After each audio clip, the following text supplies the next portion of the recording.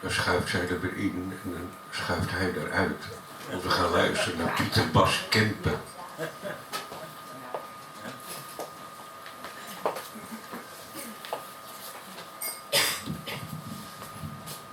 Ja, staat goed zo. Staat goed zo.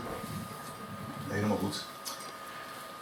We zijn in Amsterdam. En we gaan naar Zutphen in deze voordracht waar ik woon. En we nemen een omweg over Montenegro. Dat moet korter kunnen, maar vanmiddag maar even niet. Het eerste gedicht dat is een eerbetoon aan Amsterdam 750 jaar. Aan de grachten, maar ook aan de motor.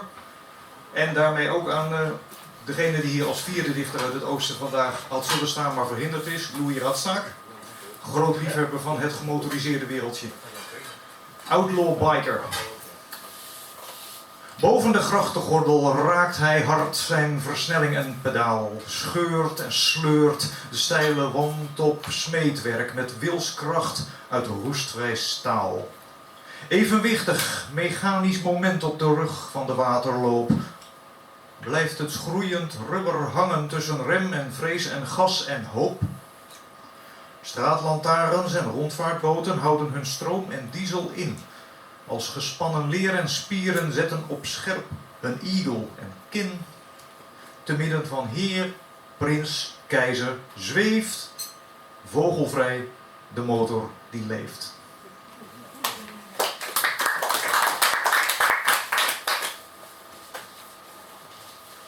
We gaan even naar Montenegro. En wel naar een van de prinsbisschoppen die daar geregeerd heeft. Petar II Petrović Njegoš uit de 19e eeuw. En die deed iets heel bijzonders. Een Balkansprookje. Gekroond was zijn hoofd, maar kaal zonder spelen. Ook een prinsbisschop leeft niet van brood alleen. Het eerste biljart naar zijn Montenegro laten komen over zee bleek eenvoudig. Vervoer omhoog, uit de havenstad Kotor tot in een zaal van het hoofdstedelijk paleis op de Zwarte Berg van Zečetinje, bleek een breinenbrekende karambol.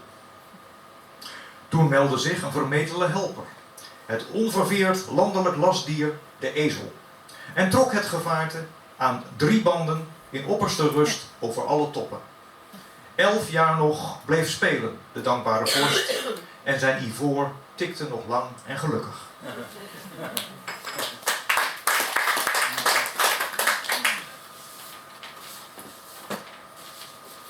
In Zutphen sta ik nog wel eens op een leuke barricade als die voorbij komt. Onder meer voor het behoud van een in het voortbestaan bedreigde kinderboerderij. Die heet De Schouw. Vandaar dit gedicht, De Schouw must go on. Dus, de geit en de kuikens en het schaap en de ezel wonen op de schouw met Hoofdgracht en IJssel dichtbij. Ze vermaken zich uitstekend op die kinderboerderij. Geven kleine mensen, grote mensen heel veel plezier en er blijkt nog plaats te zijn voor menig ander dier. Nu kosten ook de ezel, het schaap, de kuikens en de geit een schepje geld uit de Zutphense gemeentekas, bijvoorbeeld omdat er anders niets voor hen te vreten was. Maar toch zijn de kuikens, de ezel, de geit en het schaap de pineut. Want een ambtenaar die alles beter weet, ziet een financiële krater elders als veel erger leed. De maat is nu vol. De ezel heeft gebalkt, basta! Geef alle dieren structureel voer en water, pas dan is de gehele schouw gegarandeerd voor later. Kleine mens, grote mens, geit, ezel, schaap en kuikens. Dank jullie wel.